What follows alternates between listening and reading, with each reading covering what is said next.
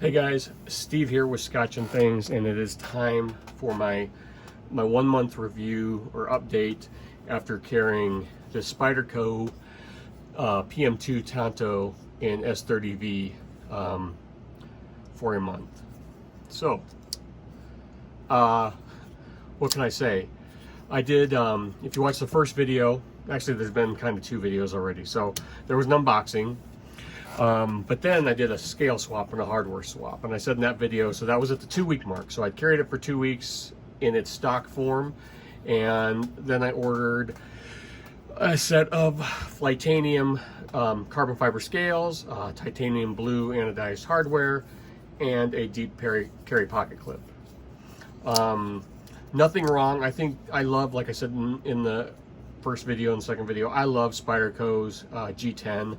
I think they do it better than anybody, but I just wanted to do something different. And the nice thing about Spyderco knives are they're really moddable, and they're fairly easy to work on. From what I found, this wasn't the first knife I ever modified other than putting deep carry clips on before. This is the first time I've taken scales off of a Spyderco and modded it, and fairly easy. I mean, there's tons of tutorials and stuff you can find online, but I liked it. I enjoyed it. So really, this isn't really an update on the scales. I guess it kind of is, because it's kind of two different knives I carried. Like I said, love the G10. I just wanted something different.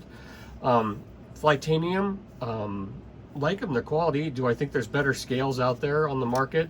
Yeah, probably. But these were fairly cheap, around 80 bucks, and they were available. This is my first, I'm a huge Spyderco fan, but for some reason this was my first PM2 ever.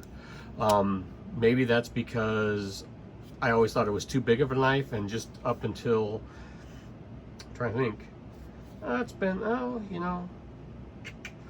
maybe a year now.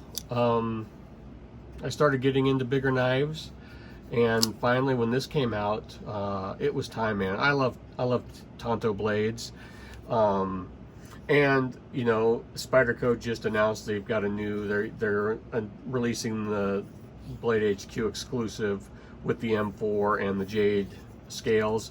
I'm not a huge fan of the Jade scales. I know they're swappable, but why would you pay a premium for that? And honestly, for an EDC knife, this S30V, I'm fine with that. I don't want to, pay a premium for, I've never been a real knife snob or a steel snob. It's got what it's got. Like, if there's, because what are you going to do about it? Wait. You could have, because Spyderco is going to do stuff like that. But this PM2, so after a month carrying it, I love it. So that comes, so I've got it in a tip up position right now. They come tip down. Okay, so in stock form it comes tip down, and I don't know, a lot of guys don't like that. I was going to put it back after carrying it though. That way for 2 weeks I kind of dug it, especially on this knife, and I was going to put this clip on there that way, but these scales only are drilled for tip up. So what I noticed was, loose in like gym shorts or athletic pants, where this is just in there rolling around, not a problem, because you can get in there and get your whole hand on the knife. But what I noticed on a knife this long, from tip up to tip down carry, was when this is, say you got jeans on and you're clipped in, at least for me, you grab it and you grab it here and you pull. Well, to get it out, then you got to kind of sneak your hand down to flick it. So whereas when it was like this, when you're carrying tip down, you're carrying here and you slide it out, and it's almost right there. Oops, screwed that up. Ooh. So you pull it out and your hand is just a turn like that. And that's for me, compared to like this, where you got to pull it and then do some adjusting to get the knife ready to go, ready to deploy. That's just me. That's my opinion, how I thought. So maybe in the future I'll get scales that are punched the other way. The action is great. you gotta love the compression lock. I mean, now it probably won't do this, but I mean, this thing pretty much, look at that, it sucks itself up back in. I mean, just a great, I didn't get it there, but I mean, so the knife is, I mean, it's, you gotta love the compression lock. I mean, what people always talk about, the axis lock. I don't know, I'm a compression lock guy. Let's get back to ergos. What I find really nice about the Paramilitary 2 is that the handle is so long, and not in a bad way. It's long that you can get a full grip on there anywhere. Does that make sense? I mean, you really get to move the knife around and put it where you want it in your hand for the most comfortable position. You know, you can throw it here, and the jimping is really good, and that's what I like about Spyderco's is, you know, that Spidey hole comes up and you get a real good place to put your thumb so you can cut and not worry about coming up on the blade. But then it's got this forward choil, so if you really want to get in there, you can get that index finger in there and ramp your thumb up in there for some good cutting. What can I say? Carried it for a month. 2 weeks of those were on a family camping trip down on the Texas shore. Got a bunch of sand and grit in there, so that was kind of nice to, when I did the scale swap, to clean it out. It's going to be hard, and I say this about a lot of the knives after the 1 month review, that it's going to be hard to put away. And it is, because I'm not going to touch, I'll play with this knife if I'm watching TV at night over the next month, but I'm not going to carry this knife, and it'll be a while because I've got some more knives that I've got to do long-term reviews on. And I'm doing these long-term reviews because a lot of guys just review knives or show you a knife, and it's cool to see it, but I don't know, I want to know how it carries and how it's dealt with, you know, your EDC tasks. And so that's why I started doing that. I'll show you when I get a knife that's mine. Like if I show you my brother's knife, obviously, or someone else's knife, you're not going to get a long-term review on it. But if it's a knife I own, you're going to get an initial unboxing and first impressions, and then you're going to get a 1 month, you know, update. Some guys do 2 weeks. I just thought, hey, a month. You're really living with that knife over the course of a month. So I think you get a pretty good overall impression. And after a month, you can pretty much decide if it's a knife you can live with, like you can't live without it. Like, is this something I'm going to trade off or sell? And I don't think so. These are super popular right now.